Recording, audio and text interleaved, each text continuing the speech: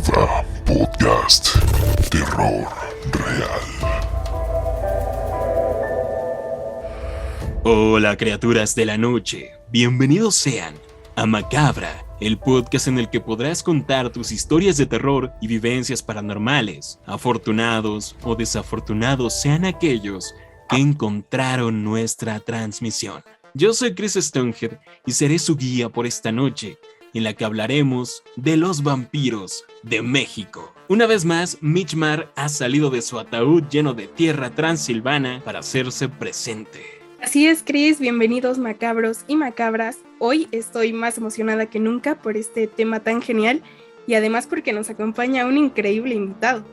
Aunque he de decir, o seguro ya lo habrán notado, estoy un poco enferma, así que no voy a hablar mucho y les voy a encomendar a ustedes mis narraciones. Pero bueno, el show tiene que continuar y afortunadamente la invocación fue exitosa, ya que Alex Abunde se encuentra nuevamente con nosotros. Así es, Chris, Mitch, pues como ya habías comentado, Mitch, con un invitado especial en esta ocasión, y pues veamos qué nos dicen todos esos vampiros de México, ¿no?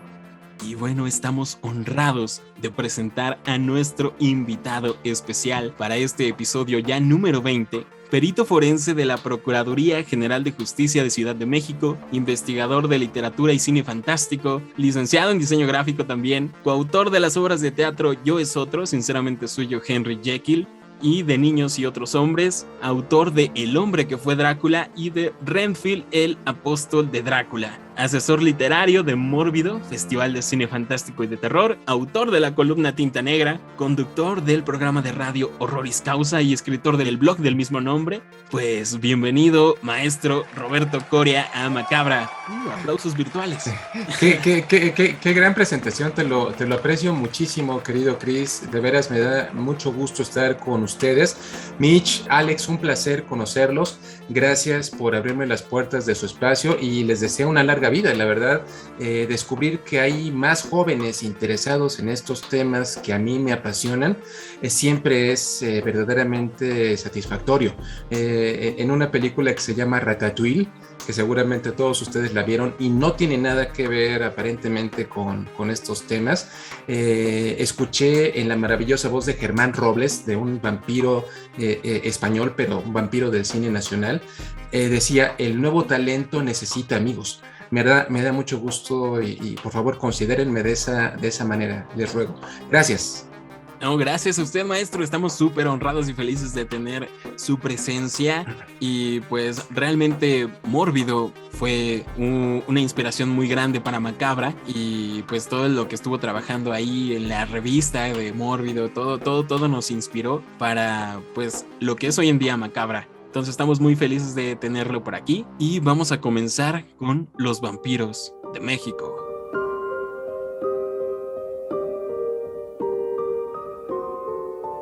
Los vampiros omnipresentes, Chris, porque verdaderamente yo diría que una de las grandes constantes en todas las culturas del planeta, en todas las épocas, es la presencia de seres bebedores de sangre y nos cautiva, nos llaman muchísimo la atención. Yo creo que para abrir esta sesión tendríamos que tener en cuenta por qué el atractivo del vampiro para nosotros. De alguna manera el vampiro es la suma de nuestras aspiraciones y también de nuestras pesadillas. Ustedes son chicos muy jóvenes, los puedo ver.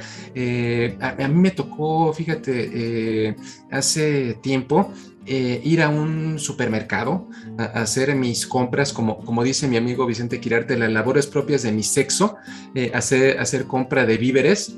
Y digo, yo como un gesto de respeto, sin importar la edad que tenga la persona, siempre le digo señor. En este caso era un empacador, un joven de 16 o 17 años. Y yo en todas las ocasiones les decía: por favor, todo en una sola bolsa, señor. Esto en esta bolsa, señor. No sé, les decía así. Pero llegó el momento en que el chico me dijo: no me digas señor, no estoy viejo. Y es que muchas personas ven la edad como, pues vaya, una forma de corrupción. Como yo sé que todos tenemos una fecha de caducidad inscrita en nuestro código genético. pero sí para los chicos tener siempre acceso a la juventud, a la lozanía, a la plenitud física, pareciera ser un requerimiento. Por eso digo, el vampiro está muy, muy en boga precisamente por eso. Por otra parte, decía nuestras pesadillas.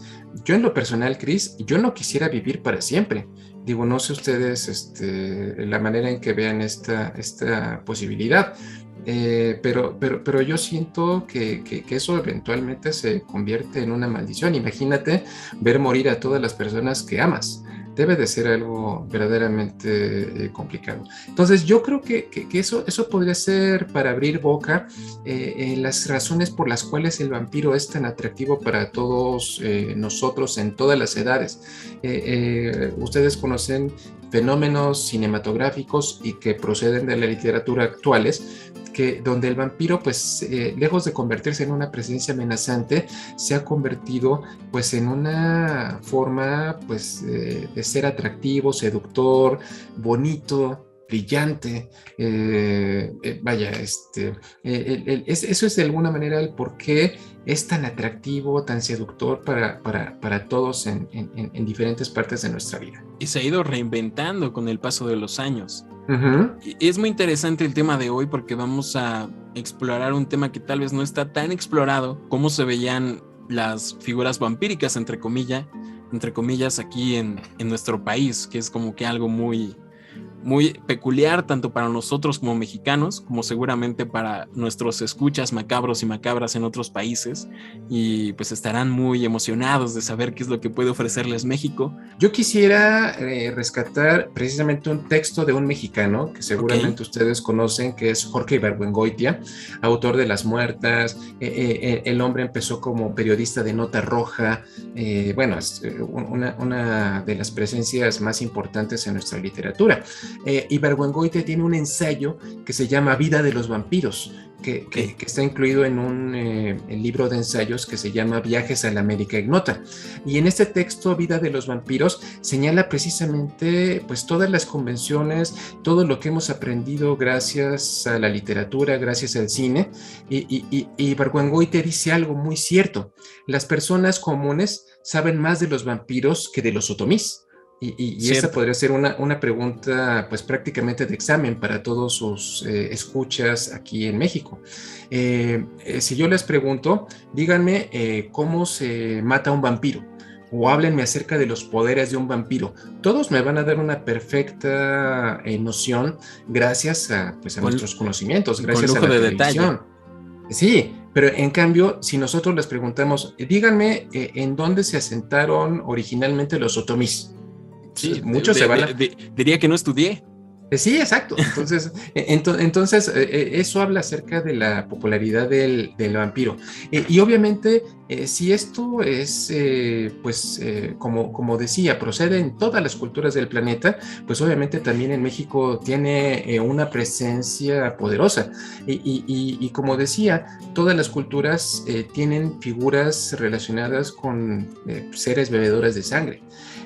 Vale la pena decir que desde el medioevo quedan pues ya digamos instaurados los tres elementos que definen a la figura vampírica, y es que el vampiro es una presencia física, o sea, vaya, es una amenaza real, no es un fantasma, no es una aparición, no está en nuestra imaginación, no es un fantasma, pues esa sería una. La otra es que todas las noches sale de su tumba para beber sangre para prolongar su existencia póstuma. Y la tercera es todo aquel que es mordido por un vampiro en un patrón muy semejante al que vivimos actualmente, a la época del coronavirus, a la época de las enfermedades infectocontagiosas. Todo aquel que es atacado por un vampiro se va a convertir también en un vampiro. Entonces vale la pena tener muy, muy presente eso.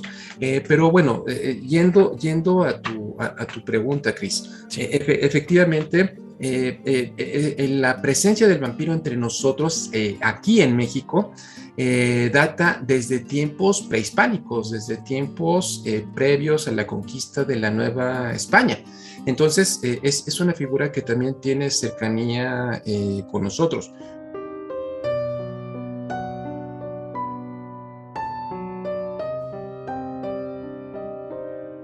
Bueno, en la mitología mexica es muy prominente la figura de la Cihuateteo o Cibateteo, dependiendo el lugar donde encuentren la información, que es un espíritu encarnado de mujeres que han muerto al dar a luz. Y por lo tanto, en la cultura mexica, son honradas como si fueran guerreros caídos.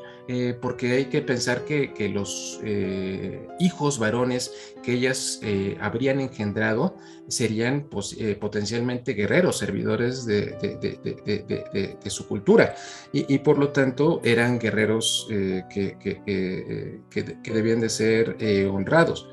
Ella era regida, bueno, la figura de la Cibateteo era regida por Cihuacóatl, que es considerada una recolectora de almas, una protectora de mujeres fallecidas durante el parto, y también es conocida como la serpiente hembra, que aquí podríamos pensar en rastrear parentesco con otras figuras relacionadas con el vampirismo en otras partes del mundo.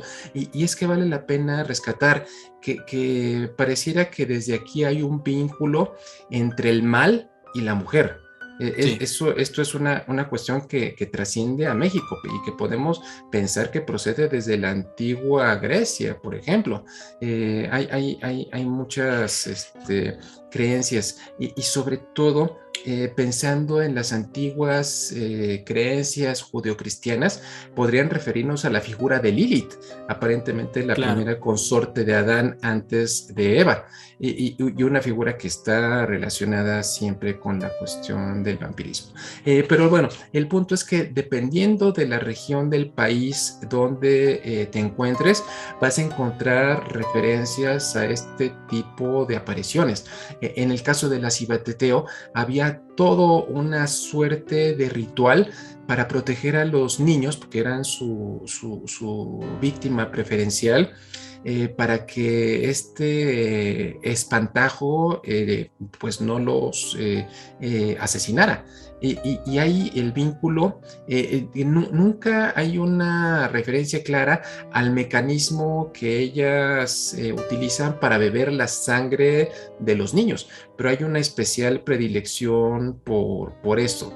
Y pues obviamente hay personas que hacen toda una serie de rituales para mantener a esta aparición a raya, poner tijeras, tener precaución con que no durmieran solos durante las noches. Es decir, todas estas figuras pareciera que de alguna manera justifican fenómenos que la ciencia médica podría explicar, como podría ser la muerte de cuna, o sea, y hay que pensar que en las expectativas de vida, en la forma en la que llegaban muchos de estos niños al mundo, que obviamente no había las condiciones de higiene que actualmente se tiene al momento de que una mujer dé a luz.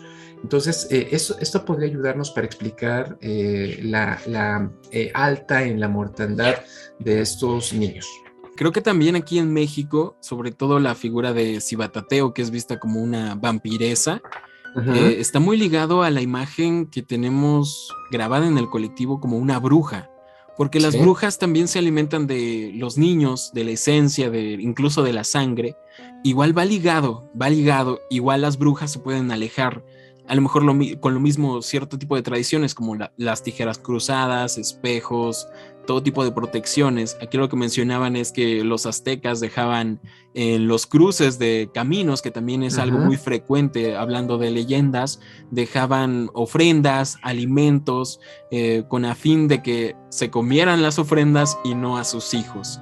Mira, algo muy curioso que mencionan por aquí sobre Cibatateo es de que algunas historias relataban y afirmaban de que hombres tuvieron encuentros sexuales con ellas en las noches, ya sea en estado de ebriedad o no sé, por algún motivo tuvieron encuentros sexuales con ellas y llegaron a procrear hijos que tenían la misma sed de sangre. Entonces ya no estamos hablando solo de este espíritu, sino de que se propagaba esta infección, este mal. Y eso es muy interesante. Claro, quiero pensar también en los íncubos y en los súcubos, o sea, son figuras muy semejantes porque de alguna manera, pues al mantener relaciones sexuales con sus víctimas, dependiendo si fueran hombres o si fueran mujeres, pues obviamente la progenie que engendraban heredaban muchas de sus características. Entonces, es un aspecto interesante. Yo conozco, en algún momento, en algunos viajes mencionaban personas que habían tenido contacto con este tipo de seres y que tomaban todas estas precauciones. Tú acabas de mencionar varias de ellas para evitar un fatal encuentro con ellas. Sí, es algo que pues se sigue viviendo en algunas regiones de México y es algo muy presente. A pesar de que se ve como algo de libro de historia, algunas comunidades siguen temiendo y siguen viviendo y siguen teniendo miedo por este tipo de criaturas. Ya nada más que me queda agregar de que tenían una imagen de que regresaban a la vida con piel pálida y la piel arrugada, a diferencia de otros vampiros muy guapos, sino que tenían el rostro arrugado y el rostro y las manos venían cubiertas de un polvo blanco parecido a la tiza, los labios rojos y usualmente manchados de sangre, y vestían ropas rasgadas con imágenes de huesos, cráneos en cruz, precisamente que alertaban su naturaleza malvada. Y pues se creía que eran servidores de los dioses, a pesar de ser monstruos de la antigüedad. Tenían un propósito que era servir al dios de la noche, por decirlo de algún modo, y pues eran espectros que eran dignos de temer.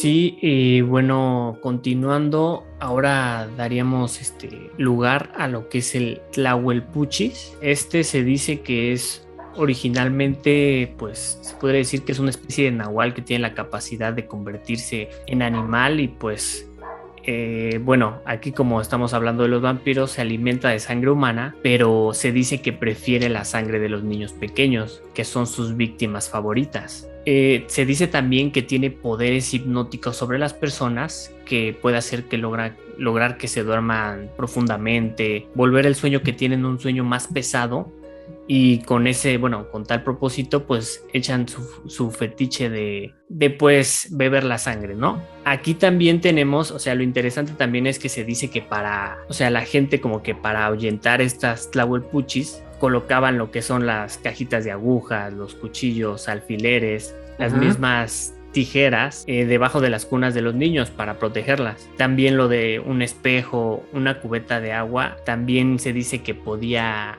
ahuyentarlas, pero se dice también que lo más efectivo para alejar a una sería envolver un diente de ajo en una tortilla y la cual se coloca en el pecho del bebé. Okay. Y se dice que con eso sería como que la forma más efectiva de ahuyentar un tlahuelpuchi. Claro. Oye, el ajo presente como en los vampiros clásicos de las películas. Exacto, como en otras culturas. Fíjate que la tlahuelpuchi es un ente efectivamente náhuatl, del altiplano fundamentalmente. Hay muchas historias sobre tlahuelpuchis que proceden de Tlaxcala.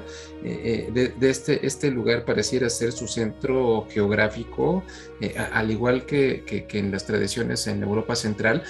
Transilvania es una especie de epicentro para todas las creencias relacionadas con vampirismo. Y es un ente femenino como dijeron, es semejante a un nahual, capaz de asumir formas de animales o de vapor. Y hay algo que también coinciden prácticamente todas, es en esta capacidad de someter la voluntad de la víctima.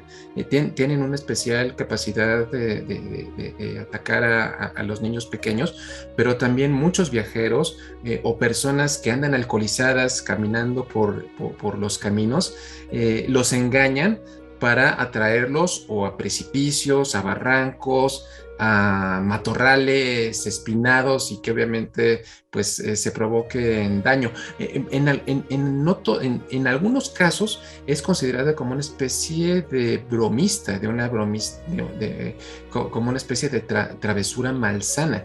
O sea, imagínate atraer a alguien a que se caiga un barranco, por ejemplo, es una cuestión atemorizante. Se podría decir que la principal diferencia entre una Cibatateo y una Tlalhuelpuchi es de que la segunda tiene estas habilidades de Nahual que puede cambiar de forma y transformarse en otro animal, ¿cierto? Exacto, y ustedes, en la literatura, sobre todo en el siglo XIX, muchos textos coinciden con la capacidad del vampiro para doblegar la voluntad de la víctima, y en este caso, esta sería una de las facultades que tendría la Tlahuelpuchi. Ok, muy bien, y también es algo muy clásico de las películas, digámoslo así. La figura de Drácula va relacionada a los lobos, ¿no? De acuerdo. Igual lo mismo que mencionaba de que se puede volver niebla, me parece que también Drácula puede volverse niebla. De acuerdo, es absolutamente. Algo muy interesante de señalar. Alex, ¿algo más sobre la Tlalhuelpuchi? Pues como sabemos en las comunidades, si es que en algún momento se llegaba como a pensar que una mujer era una Tlahuelpuchi, pues se ejecutaba, o sea, sin trámite, ¿no? Algo típico. Algo típico, ¿no? Y claro. Pues la leyenda urbana dice que la última ejecución de una Tlahuelpuchi ocurrió justamente en Tlaxcala en el año de 1973. Fíjate. Pues 73, pues reciente, ¿no? Hace no mucho. El año en que nací. Eso es el pasado, es el siglo pasado. Bueno, pero suena demasiado cerca. Exacto. Qué curioso que Tlaxcala sea nuestro Transilvania mexicano, Transilvania en México, centro del origen de los vampiros. Tlaxcala suena como algo muy raro. Bueno, mi opinión es Guadalajara, pero creo que eso vamos a hablar un poquito más adelante. Ahorita vamos a hablar acerca de eso. Tienes toda la razón, pero pareciera que Tlaxcala es rica en este tipo de creencias. Entonces, no es mala tu analogía, nuestra Transilvania. Kama-Swords está formado de las palabras quiche, Kame, que significa muerte, y Swords, que significa murciélago. Alrededor de 100 años antes de Cristo, los zapotecas de Oaxaca comenzaron el culto de Kama-Swords, donde venerarían a un monstruo antropomórfico con cuerpo de hombre y cabeza de murciélago, y era asociado con la noche, la muerte y el sacrificio. A su vez, este dios también encontró su lugar entre el panteón de los mayas, quienes dentro del Popol Vuh, el libro sagrado de los mayas, que recopila narraciones míticas, legendarias e históricas del pueblo quiche, ubicado en Guatemala, aparece Kama-Swords, un murciélago ángel que baja del cielo para decapitar a los primeros hombres hechos de madera. Los quiche identificaron rápidamente a el dios murciélago con su dios Tzotzila, disculpe la pronunciación, Chalmacán, dios del fuego. Respecto a sus características, era representado en estelas, códices, vasijas mayas, con dientes triangulares brotando de sus comisuras de los labios. También es representado en los códices aztecas, con urnas zapotecas e incluso en templos nahuas, completamente dedicados al culto del dios murciélago, donde sus altares eran de oro puro y orientados hacia el este. Creían que el dios murciélago tenía el poder para curar cualquier enfermedad, pero que también podía cortar el cordón plateado de la vida que une al cuerpo del alma. Los maestros nahuas lo invocaban para pedirle curación de sus discípulos o para hacer actos profanos. Algunos historiadores y científicos aseguran que una de las posibles explicaciones, que eso me lo explicaba Mitch antes de empezar el podcast,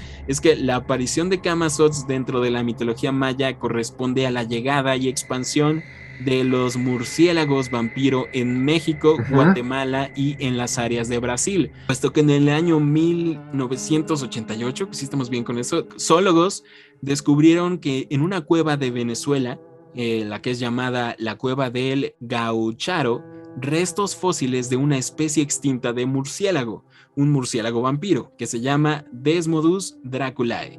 Era correspondiente a una variación gigante de... ay Dios, me pusieron muchas palabras raras aquí. Es que esto le tocaba a Mitch. Un murciélago vampiro extinta que tenía más del 30% del tamaño de un murciélago vampiro común. Es decir, que tenía una envergadura de hasta 50 centímetros y una masa corporal de 60 gramos. Lo convierte en el mayor murciélago vampiro conocido de todos los tiempos, habitando durante el Pleistoceno o Holoceno. Me pones muchas cosas, exiges mucho de mí, Mitch. Ok, si quieres digo un poco para... Tú lo ibas a decir muy bien, seguramente. Sí, si quieres digo un poco más o menos y espero no trabarme. Ok. Existen este grupo de murciélagos que son los quirópteros, y dentro de ellos la mayoría... todos son vegetarianos o frutívoros, lo que quieras. Frutas, insectos, tal vez, sí. ¿no? Uh-huh. Y dentro de ellos existe un pequeño grupo, uno muy pequeño, de 5 murciélagos que son vampiros, es decir, que son hematófagos. Se alimentan de sangre. Sí, así es. Y justamente 4 de ellos ya están extintos, dentro de ellos el Desmodus draculae, que es el más grande que ha existido jamás. O sea, imagínate a un murciélago vampiro que al abrir sus alas tenía casi 1 metro, entonces era bastante grande. Y en la actualidad solo existe uno. Y son muy pequeños realmente sí, los que existen, ¿no? Son bastante chiquitos. Y más o menos, para hacer una comparación de su tamaño, lo compararía más o menos con el zorro volador. Ok, no, sí, lo hemos visto en imágenes en redes sociales. Sí, hay imágenes muy grande, súper virales donde se ve que capturan a estos murciélagos, no sé por qué razón lo hacen, y les abren sus alas y se ven súper increíbles, o sea, parecen un humano entero con alas, o sea, está súper genial. Claro. Se cree que este murciélago inspiró a este dios. Dios Camas. No me parece difícil pensarlo, Chris. Digo, una pequeña acotación. La Sociedad Mexicana de Criminología utiliza a la figura del dios murciélago como su escudo. La Sociedad Mexicana de Criminología le gusta esto. Y efectivamente, la procedencia de Camazotz se origina en la figura del dios Zotz, que es esta figura del panteón de creencias mayas, sobre todo de la península de Yucatán. Y vaya, pues es una forma de que el mexicano de la antigüedad, asociaba al murciélago con la noche, con la oscuridad, con la muerte, y efectivamente podemos encontrarlo muy presente en el Popol Vuh, que es este libro pues sagrado de los mayas. Y si se acuerdan ustedes del Popol Vuh, estos hermanos gemelos Hunahpu e Xbalanque se internan en este viaje iniciático en el inframundo, en la casa de los murciélagos. Ahí se encuentran con ellos, y precisamente Camazotz es el dios murciélago, el murciélago de la muerte, también conocido de esa manera, y él pues decapita a Hunahpu, si mal no recuerdo. Y este tipo de seres a mí me recuerdan mucho cuando pienso en la figura del dios murciélago.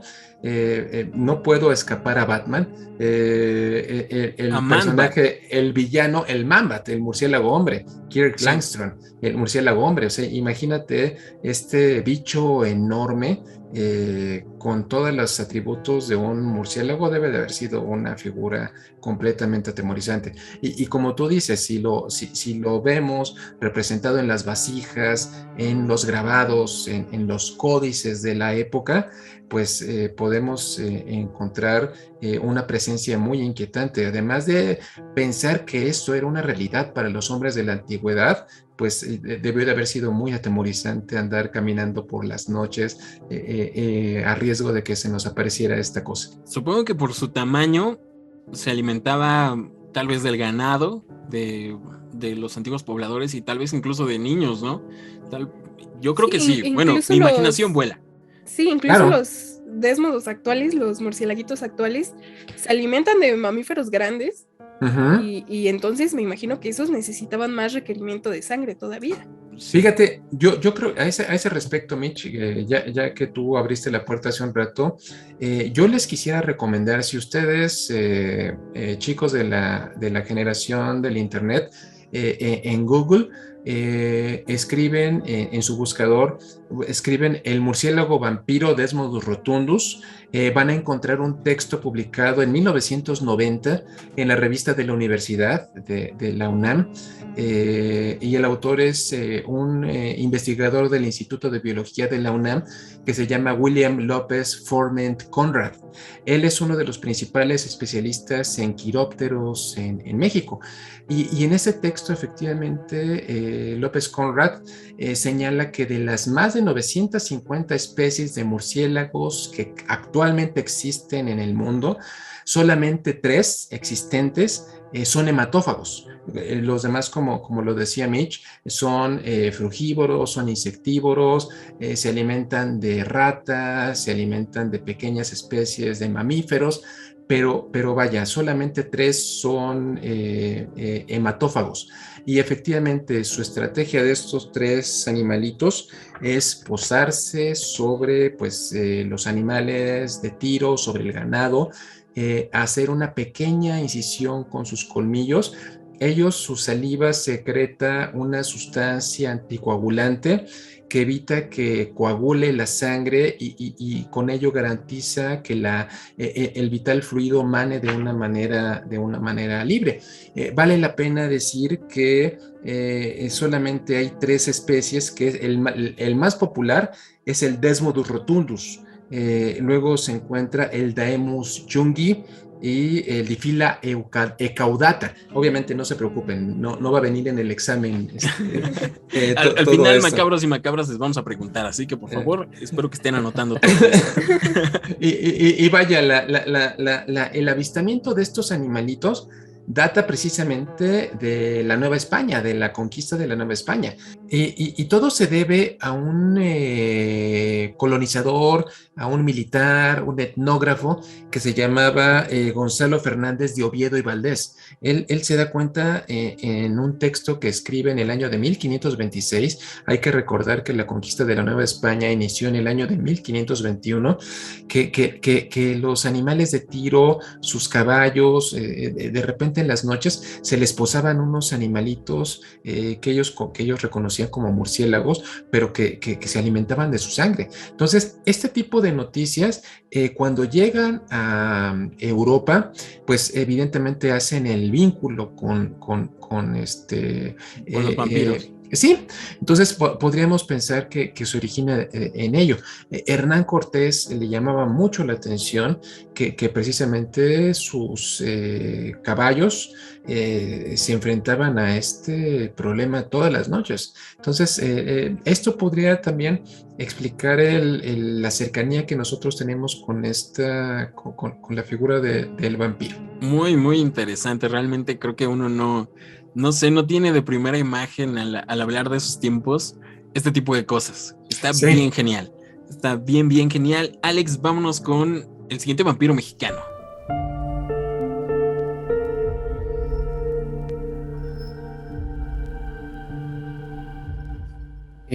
Bueno, aquí como que no va a ser muy mexicano porque toca hablar de lo que es el chupacabras. No me rompas la ilusión, Alex. ¿Cómo que no es mexicano? Bueno, pues mira, Ya lo o sea, nacionalizamos y todo. sí, Claro. claro, pero mira, Claro. haciendo la investigación, tenemos que lo que es el chupacabras, pues la primera vez que se escuchó hablar de él fue en Puerto Rico en 1995. Bien. Cuando Madely Tolentino, declaró haber sido una de sus víctimas y de acuerdo con su testimonio, el chupacabras dice que es parecido a un extraterrestre, baja estatura y que tiene picos en la espalda. Ok. Ahora, llegando aquí a México, en México se empezó a popularizarse en 1996 y fue principalmente por las televisoras. Tenemos los casos que pues era de que había muchos casos de personas que encontraban a sus animalitos muertos, ¿no? ovejas, y se dice que pues también hay víctimas humanas que el chupacabras hizo de las suyas aquí, ¿no? En México, en poblaciones rurales más que nada. Y bueno, después de eso se dice que se empezaron a hacer guardias para cazar a la bestia, ¿no? Pero pues sin ningún éxito. Bueno, tenemos también que la histeria llegó a tal grado que policías locales empezaron a organizarse para proteger a la población. Y pues mientras todo esto pasaba, pues sabemos que las televisoras pues hacen más grande, ¿no? Todo. Se aprovecharon, ok. Y se aprovecharon, y entonces yo creo que ahí fue cuando llegó así el boom aquí en México de lo conocido que tenemos aquí el chupacabras, ¿no? Se dice que tiene una estructura como humanoide, vampírica, y que pues como que es una representación cultural del demonio. Pues mira, hoy en día la verdad lo que es el chupacabras ya no tiene como que tanto, ya no está en tan boca de mucha gente, como que ya su popularidad bajó un poquito, sus avistamientos se dicen que pues ya son de poca frecuencia. Y también se dice que podría ser una especie inusual de murciélago, que pues no ha sido documentado por la biología moderna, pero todos los testigos saben que pues lo que han visto no es un murciélago, ¿no? Porque tenemos la imagen de lo que es el chupacabras, y pues obviamente es un animal grande, y pues sabemos que por los testimonios se dice que deja sin ninguna gota de sangre a lo que son sus víctimas, ¿no? En caso de los animales. Sí, además no es descrito como un murciélago, ¿no? Es más como una criatura incluso pequeña algunas veces, ¿no? Que va escabulléndose. De hecho, tenemos aquí a Mitch, nuestra bióloga.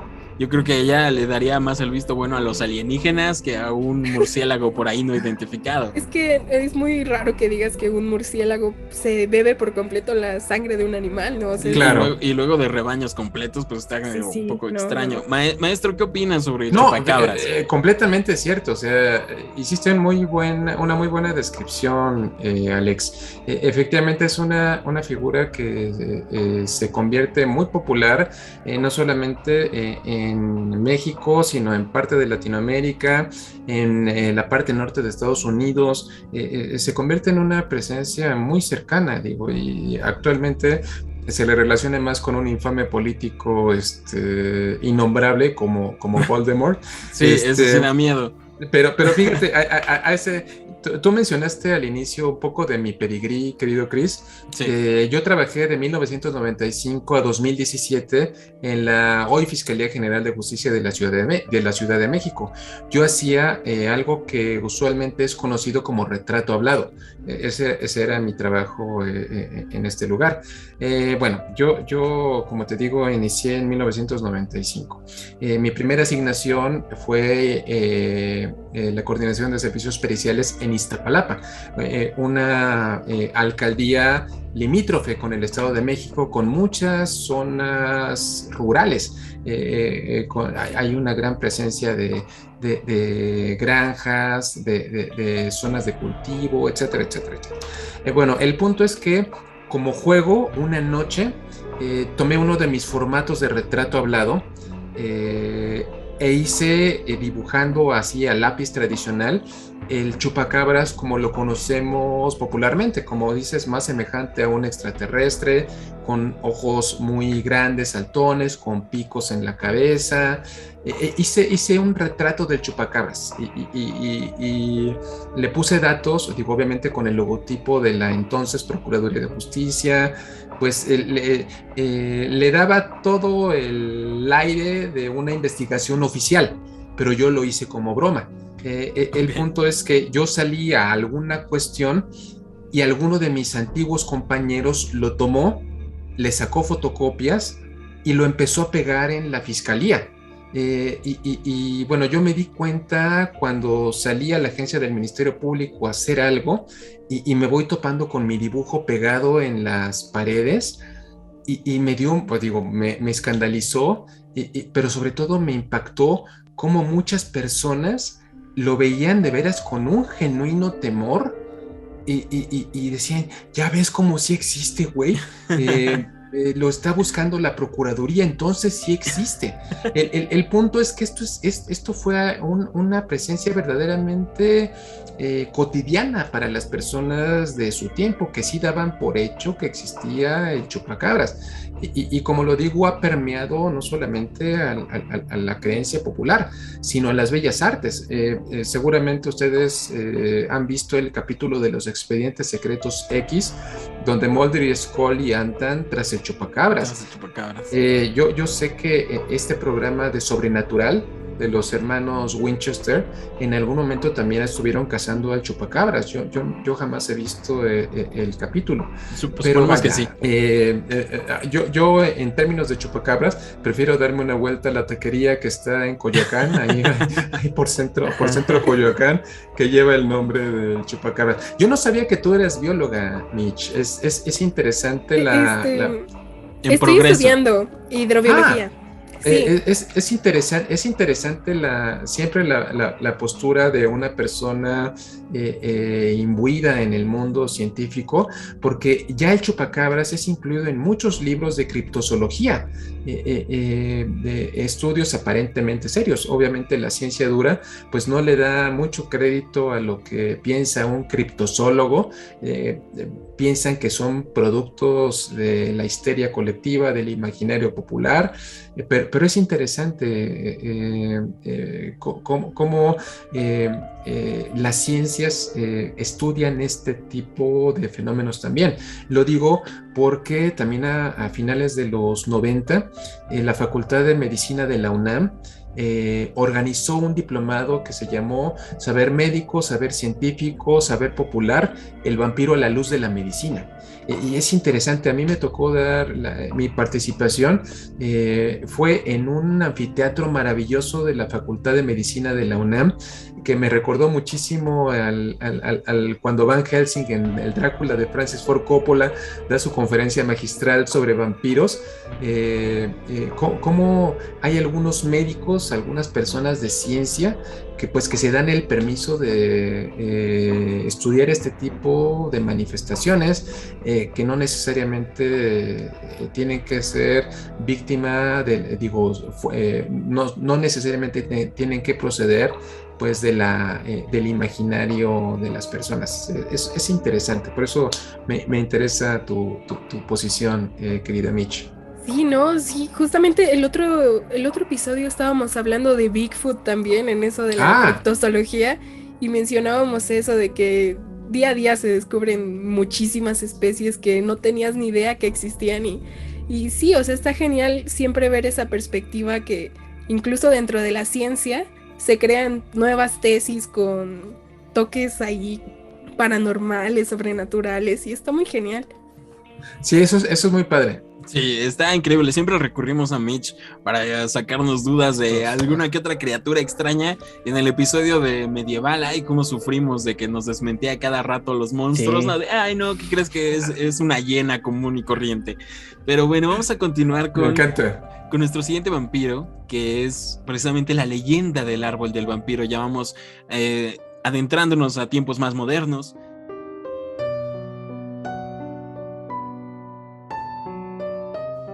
Y cuenta la leyenda que a finales del siglo XVIII, un hombre europeo, muy clásico que sea un hombre europeo, llamado Don Jorge, se conoce el nombre también, compró una gran hacienda en Guadalajara. Pronto, él comenzó a llamar la atención de los ciudadanos, pues tenía la rara costumbre de pasear por las noches vestido de negro. Además, no le caía bien a nadie, pues decían que algo no cuadraba del todo bien con él. Al mismo tiempo de su llegada, los animales del ganado comenzaron a morir en extrañas condiciones. Sus cuerpos eran encontrados sin una sola gota de sangre y sin mostrar signos de violencia aparentes. La gente de Guadalajara dudaba si se trataba de una epidemia o de algún animal salvaje, así que una noche la gente del pueblo salieron a dar caza a aquello que estaba matando a su ganado. Sorprendentemente, se encontraron al mismísimo Don Jorge bebiendo la sangre del cuello de un animal. Sorprendidos, trataron de atraparlo, acorralándolo en una hacienda. Rodearon al vampiro y le clavaron una estaca en el pecho. Mientras tanto, Don Jorge, con su último lamento, decía: Les juro que regresaré algún día y me vengaré de todos ustedes. Tras este hecho, le dieron sepultura en el famoso Panteón de Belén, y con temor de que el monstruo escapara, colocaron una losa grande y pesada. Pero algo extraño comenzó a ocurrir. De entre la tumba del vampiro comenzó a brotar un árbol de camichín, y entre los pobladores de Guadalajara se cree que el día que el árbol crezca demasiado y rompa la lápida, ese día el vampiro quedará libre y podrá regresar para poder vengarse de la gente de Guadalajara. Ay, qué bonita leyenda. Maestro, sí. ¿Qué opina de esta leyenda? La verdad, yo no la... Muchas de las leyendas que tú me incluiste como referencia, Chris, no las conozco. Sí. Cuando estuve haciendo investigación sobre eso para platicar, me pareció muy interesante. Esta particularmente me gustó demasiado, me parece muy inquietante. Yo siempre he pensado y he relacionado a Guadalajara como otro destino vampírico gracias a Guillermo del Toro. Guillermo del Toro es un gran amante, obviamente, del género, un gran cultivador. Yo diría, pues uno de los artistas más propositivos de nuestro tiempo en el tema de horror y fantasía. Él es oriundo de Guadalajara y siempre lo había considerado. Evidentemente todas estas leyendas él tuvo que haberlas conocido, tuvieron que haber formado parte de su imaginación juvenil, y bueno, pues el resultado está ahí más que presente. Sí, es uno de los máximos exponentes hablando de vampiros modernos. Guillermo del Toro incluso se podría decir que reinventó y creó uno de los vampiros más geniales en sus novelas. En la película de Blade 2 también tenemos ahí un genial vampiro muy, muy cool. Mitch, ¿quieres agregar algo a esto? Porque nosotros dos fuimos a visitar la tumba del vampiro. Sí. Sí, justamente nos fuimos de tour a Guadalajara porque estaba la exposición de Guillermo del Toro. Y aprovechamos para visitar todo lo posible, todas las iglesias góticas, y fuimos al Panteón de Belén. Y siempre me ha encantado muchísimo esta leyenda, la verdad. No sé por qué me imagino al gran Germán Robles cuando pienso en el vampiro de como tal. Sí, me lo imagino a él en la leyenda cuando la cuentan. Y no sé, me gusta mucho, la verdad está muy, muy genial. Sí, también un dato que no mencionamos es que se contaba que los visitantes ya sabiendo la leyenda arrancaban hojas o ramas del árbol y que brotaba sangre en lugar de savia, y entonces era un dato perturbador, por lo que el panteón tuvo que cercar el árbol, y cuando fuimos ya estaba cercado y no se le podía acercar precisamente por esto de que según dañaban el patrimonio. También preguntamos al guía del panteón que si se conocía realmente cómo se llamaba la persona que estaba enterrada ahí, si, bueno, leyenda o no, es una tumba en realidad de la que está brotando un árbol, pero pues no se tienen registros, entonces no se sabe, es una tumba sin nombre. Aquí la leyenda dice que es de Don Jorge, pero realmente no sabemos quién es el cuerpo que está ahí, y pues sí, realmente está saliendo de él un árbol. Está muy interesante, muy genial. Claro, digo, y aquí es una invitación para todos ustedes. Un documental sobre esto sería increíblemente interesante, tratando de rastrear todos los orígenes de estas figuras. Los vampiros en Guadalajara sería un gran trabajo, así que aquí está la invitación para todos los que nos están escuchando, para ustedes mismos, para que esto lo hagan realidad en algún momento. Y por ahí les vamos a estar dejando fotos a través de nuestro Instagram, macabra.podcast. Alex, vamos a terminar con nuestro último tema, que engloba, por decirlo así, todas las leyendas urbanas de vampiros en México y que también van ligadas a Guadalajara.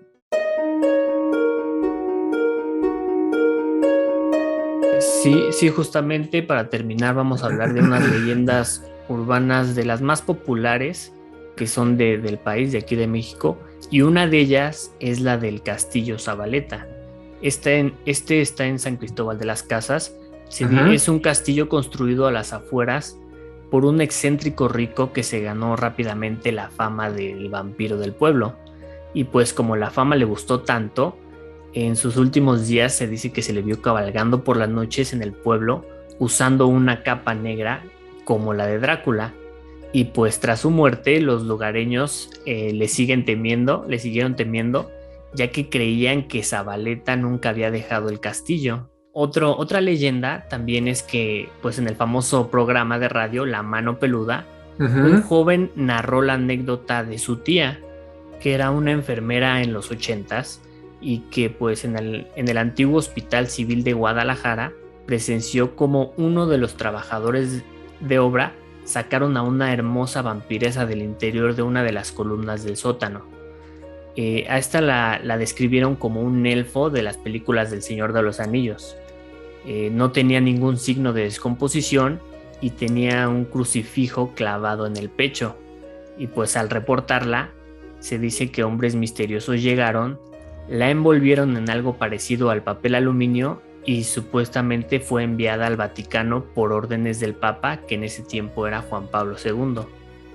¡Ey! Y pues eso es interesante, la verdad. Y finalmente queremos mencionar las diversas anécdotas de supuestos vampiros encontrados en diferentes lugares de la ciudad, como son en los túneles del metro, en diversas líneas, pero sobre todo en Barranca del Muerto y toda la línea naranja, la línea rosa,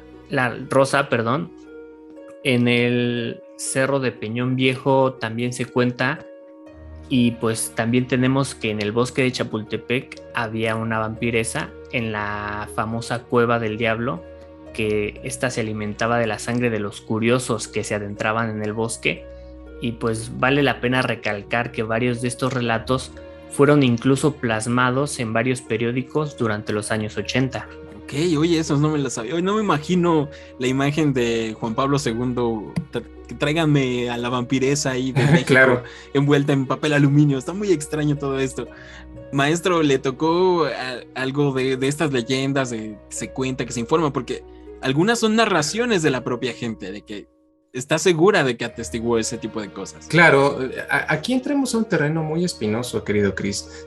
Acuérdate que en algún momento dijeron, una mentira dicha 1000 veces se convierte en verdad. Hablar de el que la información pase de voz en voz, vaya, es increíblemente poderoso lo que la gente piensa.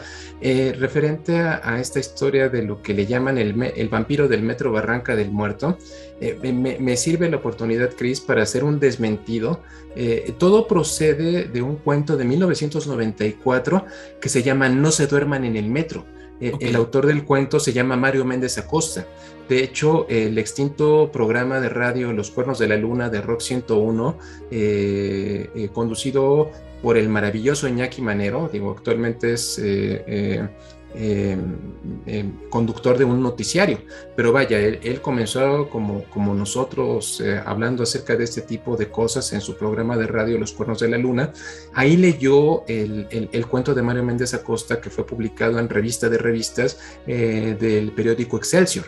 Y yo diría que No se duerman en el metro es uno de los mejores cuentos contemporáneos de vampiros. Es evidente para mí su vínculo con El tren de la carne de medianoche de Clive Barker, pero es una narración estupenda. Sí mencionan, en algún momento del recorrido menciona varias estaciones del metro, menciona en algún momento Barranca del Muerto, pero yo hace unos años me llamó mucho la atención buscando ese cuento en la voz de Iñaki en YouTube. Me encontré con el no se duerman en el metro Barranca del Muerto. O sea, hicieron una edición de este cuento que acabo de mencionar. Fíjate, yo tengo el gusto de conocer a Mario Méndez Acosta. Fue invitado en un curso que yo di hace algunos años en Casa Universitaria del Libro. Y nunca he tenido la curiosidad de preguntarle, oiga maestro, ¿está usted consciente de todo lo que el fenómeno que ha surgido a partir de su cuento? Que por supuesto no le dan su crédito, aquí nos metemos con cuestiones autorales, pero si tienen la oportunidad de igualmente buscar No se duerman en el metro, Mario Méndez Acosta, lo publicó en su blog Clausen Hernández, que es conductora de radio. Tiene un programa que se llama Hexen, el libro negro Clausen. Si quieren conocer la historia en su forma original, procedan a buscar el cuento. A mí me encanta la narración. Esta descripción hecha por una persona cuya vida se altera completamente a partir de un encuentro con un vampiro. Es verdaderamente impactante. Es una narración que a mí me encanta. Si tienen la posibilidad, digo, en la narración original que hizo Iñaki está por ahí en YouTube, también si lo buscan de esa manera. Alguien le puso un fondo musical que no me fascina del todo, pero si quieren conocer el cuento, a mí me encantaba en los 90 escuchar su programa, que era en las noches, en la radio, en Rock 101. Me encantaba escucharlo con la luz apagada y era verdaderamente atemorizante imaginarte a este rostro pálido con una regocijada sonrisa idiota que estaba persiguiendo al pobrecito desafortunado que tuvo el mal tino de encontrarse con él. Es una narración muy interesante. Además, creo que sí se liga la figura del vampiro con el subterráneo ya en otros medios. Viene a mi mente la trilogía de Nocturna de Guillermo del Toro, ¿sí?, que precisamente menciona que están en el subterráneo, en el metro de Nueva York, ahí los vampiros. Entonces está muy cool y creo que, bueno, yo visitando la línea del metro, que pues, se usa de costumbre, sobre todo la línea naranja, lo veo como escenario idóneo porque además es la línea del metro más profunda, ¿no? Más profunda y tiene esta atmósfera como de medio metro londinense. Está muy padre, es fácil ver vampiros por ahí en todos lados, pero sí me llama la atención de que realmente hay muchos relatos. Creo que este es el origen, ya lo menciona maestro, pero sí mucha gente dice, es como de, en tal lugar vieron un vampiro, lo sacaron y estaba tal, lo mataron, pero se lo llevó el papa y lo que ustedes quieran, pero como que es muy de costumbre que si le preguntas a alguien puede que les diga, no, sí, de verdad existen y encontraron uno de hecho por acá en mi barrio. Entonces no sé qué tan de la mano esté ligado ya lo que es el cine, de que la figura del vampiro eventualmente nos llegó y ya no eran tanto nuestros vampiros prehispánicos, por decirlo de algún modo, sino que ya se mezcló todo en el vampiro más clásico del cine y ya se volvió protagonista de las historias. Y de hecho creo que nos han llegado por ahí historias, porque en algunos episodios contamos historias de nuestros macabros y macabras, que en algunas comunidades se siguen temiendo a los vampiros, de no salgas después de tal hora porque el vampiro te ataca en ese momento. Es algo muy extraño. Maestro, ¿qué opina sobre todo esto, todos estos temas? Es un fenómeno muy interesante, digo, basta que tú leas, por ejemplo, un libro escrito en 1751 que se llama Tratado de los Vampiros, escrito por un abad benedictino del monasterio de Zenón, Francia, que se llamaba Agustín Calmet. Lo interesante de todos estos relatos es precisamente pensar que era un temor real de las personas. El libro es toda una colección de testimonios de personas que todas las noches temían tener algún encuentro fatal con estos seres. Entonces podemos verlo como una obra de ficción, pero tú actualmente te puedes preguntar, ¿y si verdaderamente era algo verdadero? El mundo como lo conocemos entonces realmente es completamente diferente. Lo dice el propio cuento de Mario Méndez Acosta. Hay más cosas en la noche de las que nos conviene saber si queremos mantener la idea de que vivimos en un universo racional. Entonces es una invitación a asomarnos a la oscuridad. En la noche yacen muchos secretos, y vaya, todos son parte de no solamente de nuestra imaginación, sino de nuestras pesadillas. Ay, qué bonito habla, maestro Coria. Qué bonito querido. Habla, no cabe duda. Ay, ok. Mitch. Gracias, querido Chris. Mitch, imágenes finales, ideas. ¿Con qué te quedas de este episodio de Vampiros de México? Ay, no, es que es demasiado conocimiento. Me aprendí muchísimo y no sé, ni siquiera sé qué decir. Me deja sin palabras. Muy diverso también, muy diversos estos vampiros bastante. mexicanos realmente. Y un tanto diferentes de los vampiros de otros países, pero a la vez con coincidencias que te dejan pensando, de que se repiten y siempre están repitiéndose constantemente al hablar de vampiros. Alex Abundes, ¿qué opinas sobre Vampiros de México?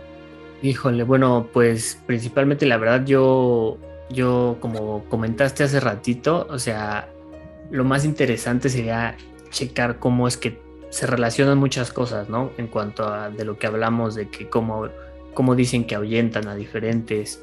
La verdad lo de Tlaxcala sí me sorprendió por el lugar también. Cómo es, pues, ¿De que que ahora existe? vemos que ¿De que en verdad no. existe? De que pues es rico en historias y en todo eso. Y pues, y lo de Guadalajara también, que pues digo, el Panteón de Belén, la verdad que pues se tiene que visitar, ¿no? También. ¿Cuál es tu vampiro favorito de hoy, Alex? Yo creo que yo me quedaré con el Chupacabras por toda la polémica que causó aquí en México. Porque es un clásico. Mitch, ya no te pregunté Clásico. tu vampiro favorito del tema de hoy. Yo creo que me quedo con el de La Leyenda del Árbol del Vampiro, es una de mis favoritas de toda la vida, y también con las Tlahuelpuchis, porque son vampiresas femeninas, lo cual está muy genial, la verdad. Claro. Sí, eso está bien genial. Maestro Coria, muchas gracias por estar aquí en Macabra. ¿Con qué se queda? Pensamientos finales sobre vampiros en México, su vampiro preferido de todos estos que mencionamos. Díganos ahí todo, maestro. Pues la creencia del árbol del vampiro que acaban ustedes de platicar me pareció completamente interesante. Es material para un largometraje. Esta es otra invitación para todos los que se dedican a esto, para todos los cineastas, quien no se tienen que repetir fórmulas que procedan de otros lugares. Basta visitar esta historia y vamos a encontrar una fuente riquísima de inspiración. Y bueno, al final creo que todo habla acerca de la permanencia del vampiro. El vampiro está completamente vigente. Todos aquellos que dicen que no, es que Crepúsculo le dio a la torre al vampiro, ya no hay nada nuevo que decir sobre estos seres. De muchos también dicen que no hay nada que decir acerca de zombies actualmente, pero este tipo de historias nos demuestran que es completamente falso. En términos de vampiros, seguramente ustedes ya vieron en Netflix una serie que se llama Postmortem, una serie en Noruega. Es muy interesante el planteamiento, o a lo mejor ya vieron esta película que se llama Cielo Rojo Sangre, que es básicamente una madre defendiendo a su hijo, vampiros, terrorismo en avión. Siempre hay una manera de darle sangre nueva al vampiro y de que siga manteniendo capacidad de atemorizarnos y de atraernos. Ese es su principal poder. Ay, muchísimas gracias, maestro. Yo me quedo igual, me gusta mucho la figura de el vampiro del Panteón del Belén, el árbol del vampiro, y creo que también aquí nos gusta shippear leyendas. La vampiresa que se encontraron ahí en el Hospital Civil de Guadalajara, colindan el Panteón de Belén con el Hospital Civil, colindan, están juntos. Claro. Puede ser que haya más de 2 vampiros enterrados por ahí mismo. Igual Guadalajara fue acechada por las pandemias y por la peste durante un tiempo. Estuvo muy padre. Igual puede estar ligado por ahí que ya han por llegado. La lepra también, ¿no? Han llegado por ahí. Incluso tenían un área de leprosos. De leprosos, un leprosario. Sí. Uh-huh. Entonces puede ser que ahí, mientras en época de pandemia llegaron los vampiros y... Ay, Chris ya tiene su teoría. Yo ya tengo teorías, ya ya eran tengo vampiros. dónde buscar. Ya saben por dónde buscar. Y de ahí es Guillermo del Toro. Pues, ¿qué más quieren? ¿Qué más quieren? Chris, desarróllenlo. O sea, sí, totalmente. Padrísimo, me encanta. Y por ahí salen. Bueno, maestro, para terminar, Alex, tenemos una última sección que esta vez le toca todo el peso del mundo al maestro Roberto Coria. ¿Yo por qué? Como nuestro invitado, pues tenemos al final de cada podcast una sección llamada recomendaciones. Uh-huh. Y pues básicamente en esta sección nosotros les recomendamos a los macabros y macabras, ya sea alguna película o un libro de pues el tema de esta semana. Entonces pues nos gustaría que usted les diera una recomendación a los macabros y a las macabras sobre algún libro, alguna película interesante sobre el tema de los vampiros. Pues de entrada ya las dije, o sea, si ustedes quieren ver en Netflix esta película Cielo Rojo Sangre o esta serie noruega que se llama Postmortem, para mí son dos revisiones estupendas del fenómeno del vampiro. Voy en el segundo capítulo de una serie que se llama Misa de Medianoche. Es una serie que creó y que dirige Mike Flanagan.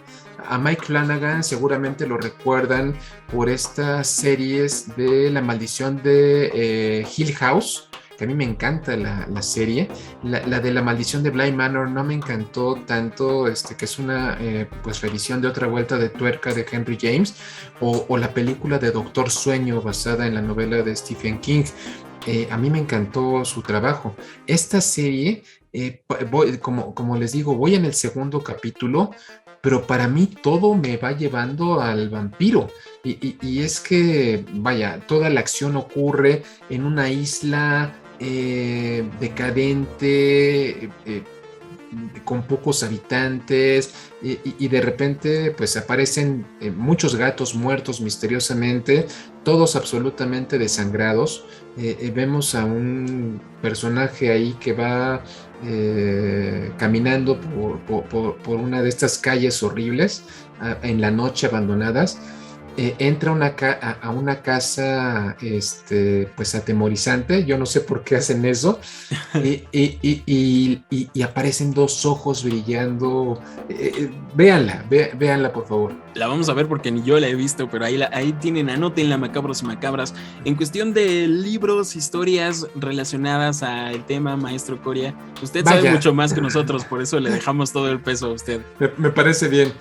Tú mencionaste, Chris, las 3 novelas de Guillermo del Toro, digo, ya no son tan recientes, o sea, son novelas de este nuevo milenio, pero las 3 novelas de la llamada trilogía de la oscuridad, escrita por Guillermo del Toro y por Chuck Hogan, es para mí una de las revisiones más interesantes contemporáneas de la figura del vampiro. La antología Mar Muerto que escribió Bernardo Esquinca, que yo diría que es uno de nuestros hoy en día nuestro principal exponente en la literatura mexicana de horror y de fantasía, tiene un cuento que se llama El Encorvado. En esta antología, repito, que se llama Mar Muerto, que publica Editorial Almadía. Este cuento del Encorvado tiene todo que ver con los vampiros, y todo parte de un antropólogo mexicano que fue parte del grupo que descubrió un vampiro, bueno, el esqueleto de un vampiro en la Europa Central, que precisamente le dicen el Encorvado, y que de repente desaparece el condenado esqueleto. Es una narración muy inteligente, completamente adictiva. Yo soy fan de Bernardo Esquinca, no me precio de ser su amigo, pero sobre todo soy su admirador. Si no lo conocen, por favor, dense la oportunidad de leerlo.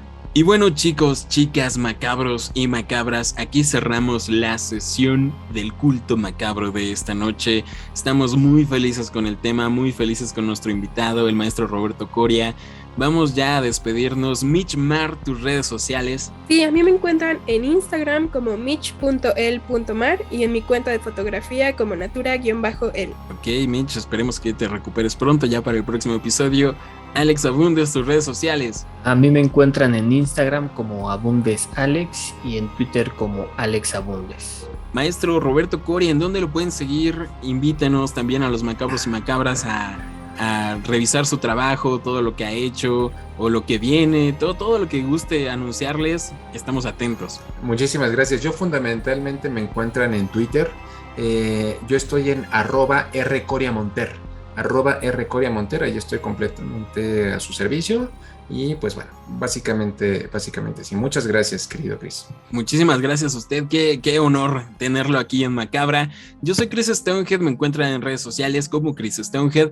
Recuerden seguir las redes oficiales de Macabra, nos encuentran en todos lados como Macabra o Macabra Podcast. En Instagram estamos como macabra.podcast y tenemos Facebook, Twitter, Instagram también. Estamos en TikTok, pero todavía no subimos nada, prometemos subir un poco a poco ahí, subir algo.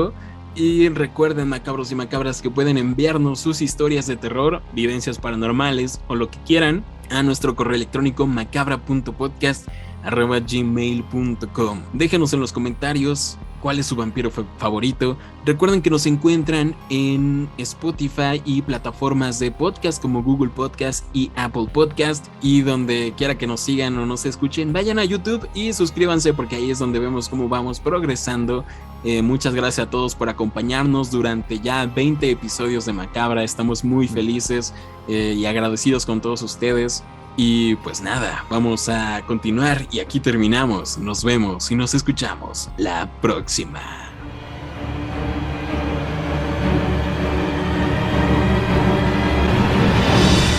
Macabra Podcast. Terror real.